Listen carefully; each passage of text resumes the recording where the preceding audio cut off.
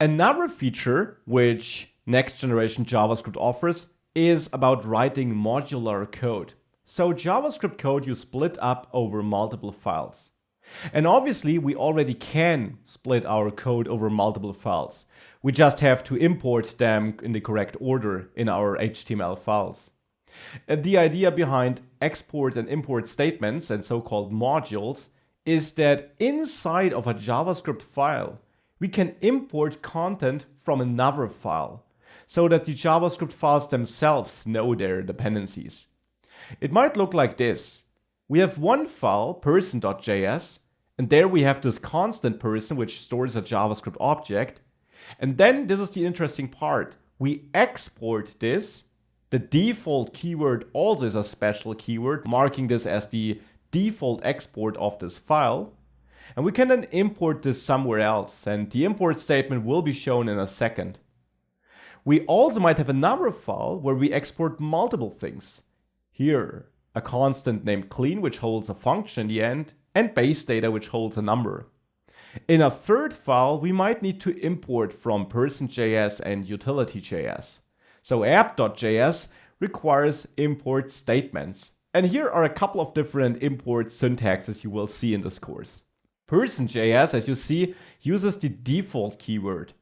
The default keyword simply means if we just import something from that file, it will always be our default export. So in this case, the person constant. Therefore, in import person from person.js, we can name person whatever we want, which is why I printed it twice here. Person or PRS. Doesn't matter. It always refers to the thing you marked as the default with the default keyword.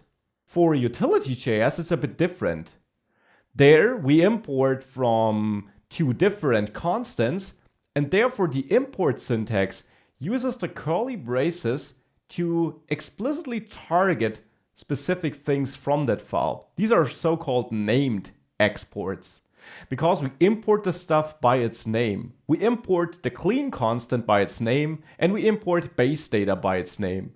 Because we didn't mark anything as the default. So for JavaScript to know what exactly we're pointing to, we need to give it the exact name. And the name goes between curly braces. By the way, you could also write this as one import statement with base data, comma, clean, or the other way around. So these are imports and exports. You write all of this in your JavaScript files, and we'll heavily use this throughout this course. Now, as with all these next generation JavaScript features, it won't run like this in all browsers. Not even the most modern browsers support all the features we'll use in this project. Therefore, in the next course module, I'll also show you how to quickly set up a project which in the end just compiles all these next generation JavaScript features to current gen JavaScript features, so that we as a developer can use the next generation JavaScript without us shipping code that runs nowhere. So back to the imports and exports, this is the syntax we use and you will see getting used a lot in this course. You might also see some variations because we can also write this differently. When we have a default export, you already saw that person is a name you can choose totally on your own. It doesn't matter here if you use person or PRS. If you have a named export, you actually have to use the exact name defined in the file with the export keyword. Still, what you can do, you can assign an alias, which you then again can freely choose in the file you're importing it with the as keyword.